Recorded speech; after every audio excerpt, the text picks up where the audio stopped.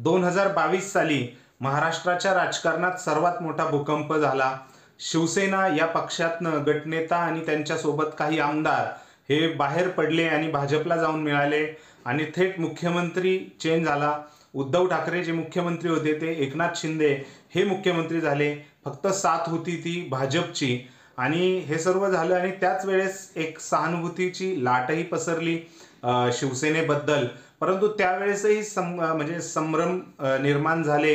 राजकीय वर्तुळात चर्चा सुरू झाल्या की शिवसेना आपलं अस्तित्व टिकवेल का, शिवसेना आपलं जे काही आहे जो पक्ष म्हणून त्यांचा प्रादेशिक पक्ष म्हणून त्यांची जी जरब आहे महाराष्ट्राच्या राजकारणात ती टिकवू शकेल का, हा प्रश्नचिन्ह होता। परंतु त्यानंतर लोकसभेमध्ये शिवसेनेला चांगलं यश मिळालं, परंतु विधानसभेमध्ये त्यांना पिछेहाट झाली आणि त्यानंतर म्हणजे आपण जर एकंदरीत आधी शिवसेना आणि भाजप यांची युती होती, बाळासाहेब ठाकरे यांच्यानंतर उद्धव ठाकरे यांनी पक्ष सांभाळला आणि ते त्या पद्धतीने चालले। परंतु 2019 साली त्यांनी मुख्यमंत्री पदाच्या वादावरनं जे आपला भाजप सोबत त्यांची युती होती त्या भाजपला सोडून शरद पवार यांच्यासोबत आले। त्यावेळेसही शरद पवार यांच्यावरती आरोप भरपूर झाले की शरद पवार हेच शिवसेनेला संपवतील, असा आरोप खुद्द एकनाथ शिंदे यांनीही नंतर केला होता ज्यावेळेस त्यांनी भाजपसोबत युती करून ते मुख्यमंत्री झाले होते। त्यावेळेस शरद पवार तसे चाणक्य आहेत, ते त्या पद्धतीने वागतातही, म्हणजे एकमेकांना नाराज न करता सगळ्या पक्षांशी ते एकजूट धरून राहतात।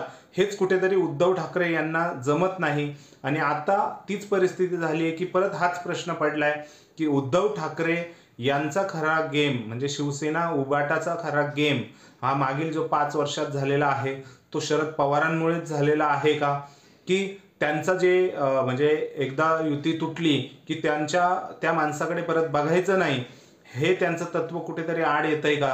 कारण शरद पवार आणि अजित पवार, एकनाथ शिंदे फुटल्यानंतर 1 वर्षाने 1.5 वर्षाने अजित पवार राष्ट्रवादीतनं बाहेर पडले, परंतु आता परत ते दोघेही एकत्र येईल असे दोघांनीही संकेत दिलेले आहे।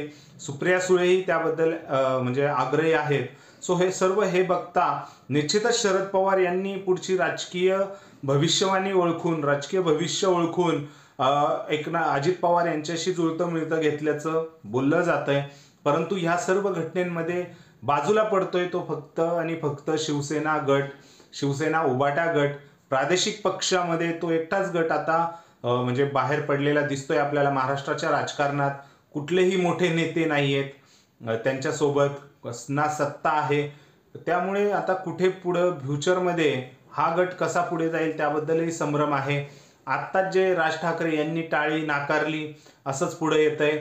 शिवसेना गट जो एकनाथ शिंदे गट आहे त्यांनीही आता पुढाकार घेतलेला आहे राज ठाकरे यांना महायुतीत आणण्यासाठी आणि निश्चितच राज ठाकरे महायुतीत जातील, कारण सत्तेच्या पक्षासोबत गेलं तर त्यांनाही काही मंत्रिपदं, लोकांची कामं आणि काही जागा आल्या तर तिथे मनसेची ताकद ते वाढवू शकतात।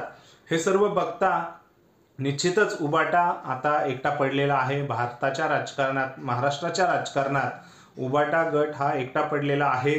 आता यातनं तो कसा बाहेर येणार हे खरंच प्रश्नचिन्ह आहे। आता स्थानिक स्वराज्य संस्थांच्या निवडणुका येत आहेत, त्यामध्ये उद्धव ठाकरे आता कशा पद्धतीने पुढे जातात, कारण राज ठाकरे यांच्या युतीची टाळी आता जवळपास संपलेली आहे।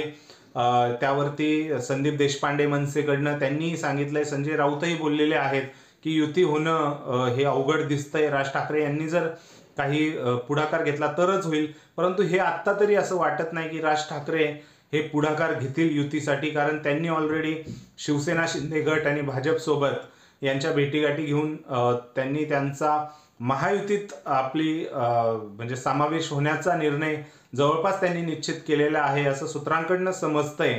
सो हे सर्व बघता नक्कीच शिंदे आणि त्यात जे अजित पवार आणि शरद पवार एकत्र येण्याच्या चर्चा आहेत त्यावरतीही शरद पवार यांनी बोलले होते की भविष्यात या दोन्ही आम्ही एकत्र आलो तर नवल वाटण्याचं कार्य म्हणजे नवल वाटण्याचं कारण नाही, आश्चर्य वाटण्याचं कारण नाही।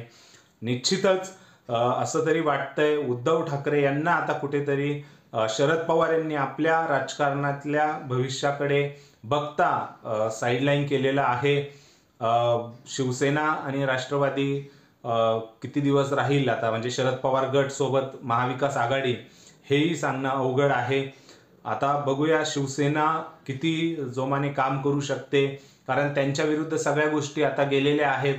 म्हणजे शरद पवारही जर भाजपमध्ये महायुतीत समावेश झाले, सत्ताही केंद्रात राज्यात भाजपकडे, तर यांच्या म्हणजे शिवसेनेकडे हवं तसं असं राहणार नाही काही.